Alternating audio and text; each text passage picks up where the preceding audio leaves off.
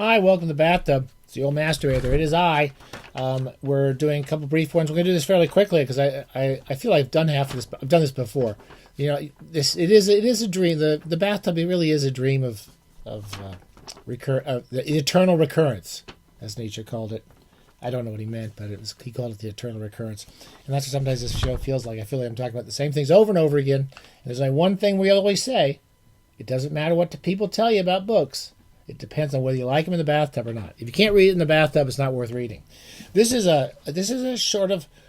called Adventures in Bookshelf Management. We've done a couple episodes in this. We don't have a theme song, nothing like that. We got whiskers, and I got my Beijing T-shirt, and we've got May Day because this is being filmed on May Day. And the only purpose is that, of course, we have these shelves. You probably see them all. I mean, I'm surrounded by bookshelves and by really annoying pets. Demanding pets, I should say. And I'm constantly trying to get rid of some of the books. And every time I get rid of some, I end up buying more. Someone whispered in my ear the other day, I'm going to die. Eventually I'm going to die. I don't want all this stuff lying around the house. So we got to get rid of stuff. So this episode, we've done digitizing. Sometimes we digitize the books. And if we can digitize them, it's still sometimes hard to get rid of the books, as you know. And sometimes you can't digitize the books. Anyway, this episode is about really big books I've been thinking about getting rid of for years. Sometimes I've gotten rid of them. Sometimes I got rid of them and bought them back. Sometimes I keep putting them on the shelf to get rid of them, and I don't get rid of them. Anyway, that's the whole theme of this whole stupid episode. Pure mountain spring water.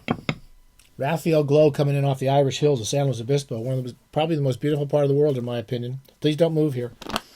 And here's some of them. Okay, so this is a book I got from college. I find a few college books.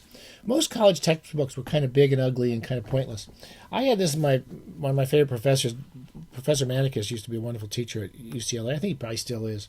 This is called Documents of Modern Literary Realism, edited by George J. Becker. I bought and sold this book, I think, at least 3 times. It has just a lot of essays and significant historical essays from everyone from August Strindberg and Malcolm Cowley and Engels, Edmond de Goncourt and Guy de Maupassant and Gustave Flaubert. Anyway, it's a big, fat textbook, but it's a very convenient fat textbook because it has all these kind of cool essays. And whenever I'm thinking about naturalism, I want to write about it, I really kind of enjoy reading these essays. And I've got tons of notes in them. And I'd like to get rid of it. And I don't think I'm going to be able to get rid of it. Anyway, this is also an elimination round here. We call this elimination round. We're going to actually try to get rid of a few books before this episode's over. These are 2 books I have put on eBay probably 10 times. One is, these are 2 volumes, Library of America of Henry James. You know I have a tortured relationship with Henry. He and I, we don't totally get on. I don't totally get on with Henry James. But, and his essays, particularly about literature, this is his picture. You see that kind of stern old fart? That's how I don't think he was like that. I think he sounds like quite a charming guy, actually, when I read his life. That's kind of what saved my affections for Henry James. I always like reading about his life.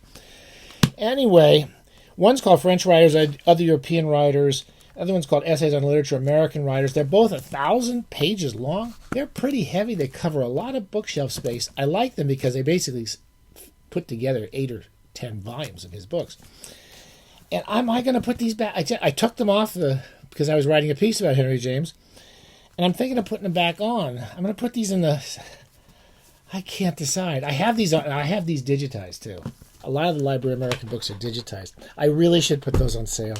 I really should do it. Here's 2 books. Look at how big these are.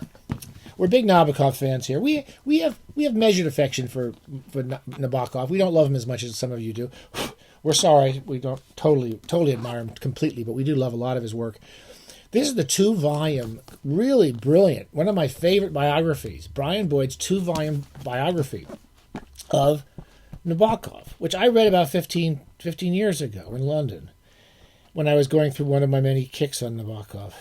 It's got lots of photos. Boyd got to know him really well. Look how big those are. I have these digitized. I bought the digitized copies of these from some horrible company that will remain nameless because we don't buy from them anymore. I got them for fairly cheap. They got lots of my notes in them. I got to get rid of them. I look at them every day and I think I could at least, I could do something with that space. I'm gonna put those in the probably gonna sell those shelf. Okay, here's another one. I just tortured myself about this before we sat down. I'm a big Edmund Wilson fan. I like as a critic. He's one of the few critics I enjoy reading.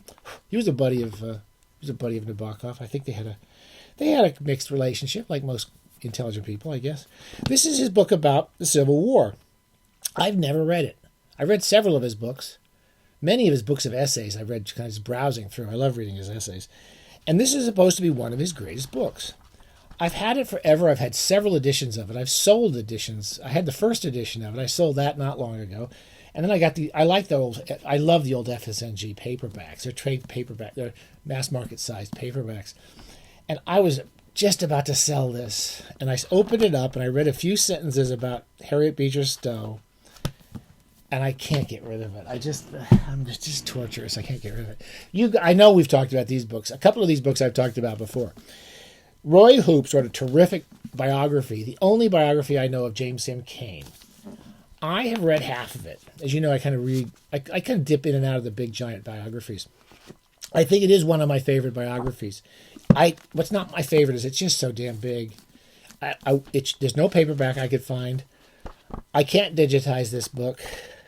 Every few weeks when I'm looking through for space on the shelves, I think about getting rid of this book, and I can't do it because it's just that one I can't really read otherwise. Here's another one. I've had this book. My friend Gus Hosford got me this when we lived in Silver Lake at the same time, and he discovered ABE, I think it was, that you could buy books online. When he wasn't stealing them from libraries, Gus used to buy stuff online, and I'm pretty sure he asked me what I wanted, and I looked for this, and I bought it with him. It's called San Francisco's Literary Frontier by Franklin Walker, a famous literary historian, and fairly successful literary historian in the early 20th, in the mid 20th century. It's lots of anecdotes about San Francisco writers. It's really big. It's really kind of heavy. It covers a lot of space. There's no paperback that I can find. I've never seen it. I don't think there is a paperback, and there's no digitized copy. I keep looking for someone to do a digitized copy that I can use.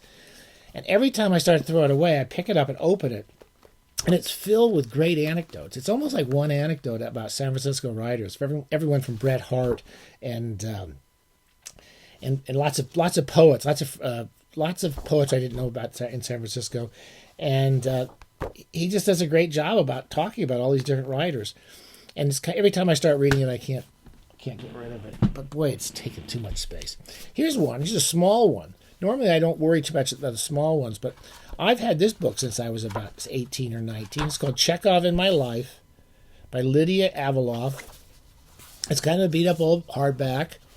I don't think there's ever been a paperback of this. I keep looking. It's translated by David Magershak, one of my favorite Russian translators, particularly when I was young and I didn't know what I was talking about, even more so than today. And it's I've never read it. It's one of those books I keep saying, well, I'm going to read it or get rid of it. And I just never get around. It's just about her affair and her relationship with Chekhov, one of my favorite writers. And every time I open it up, it seems quite like a nice book. And I can't get rid of it. I've got to get rid of it, but I can't. And this is the other thing that's cool about old books. I may have actually read part of it, because there's a bookmark in it. This is from the London buses. And this looks like one of my first bus passes. I must have, when I was in London. It doesn't say what year it is. 18th of July. But that's a pretty old one. Anyway, I don't know whether that was from when I was carrying it around to read it or whatever it is. We've talked about this one too. Huge pain in the... One of the most ugly produced books I've ever seen. Mysterious Press. It's not their fault. They just probably did what they could within the budget. A really good biography of Cornell Woolrich. Look at that. It's like it's worse than a doorstopper. It's two doorstoppers tied up with a brick. It's horrible to read. The print is terrible. I've read about a third of it and really want to finish reading it because it's a really good biography of a really weird, unhappy, strange man. And I do want to read that. But look how much space that is. I mean, God. Okay, here's another book. I've had this book for probably 40 years. When I was in London, when I first moved to London, well, it was probably after a few years I was in London in the late 80s. I was doing lots of reviews to pay my bills. I literally paid my bills by writing book reviews and readers reports for publishers, like £15. That's all the money I could make. Because when I got some grants, I think, from college, to where I was working on my dissertation that went some of the time, and I didn't know I could work anywhere else. I worked a few pub jobs. Anyway, a nice woman at the Times Educational Supplement, I used to work for her, she hired me to write a monthly paperback column.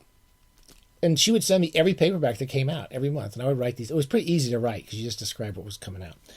And I got this book called The Parade's Gone By Kevin Brownlow. Kevin Brownlow is a very, very famous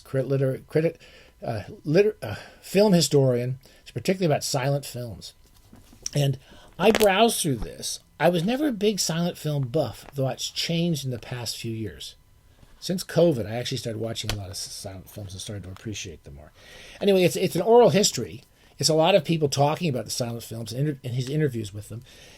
I keep wanting to get rid of it because it's so big, and I never get a chance to really read it. And I keep wondering, am I ever really going to read it? And then I read a few pages and I put it down.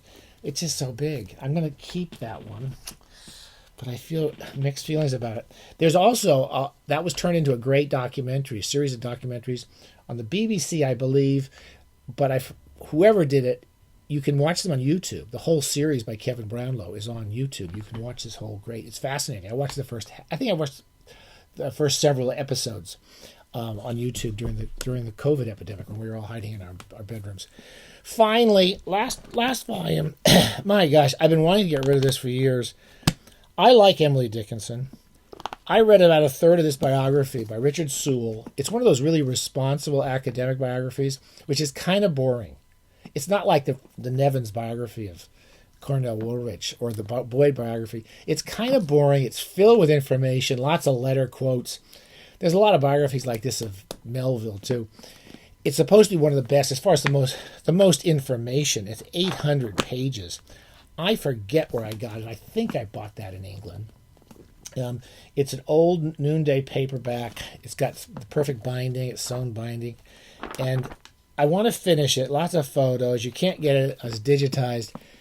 And my God, I'd like to get that off the shelf. But I can't really. Again, I think it's lost this round as well. I'm gonna have to keep this one. I don't know if I'm going to live long enough to read it. Okay, maybe it's a mistake. I'm probably getting rid of some of the cool books, but I have all those on digital editions, and I can't get rid of those. There you go. That's a self-tormenting episode of The Bathtub. We just basically torment ourselves about books we can't get rid of.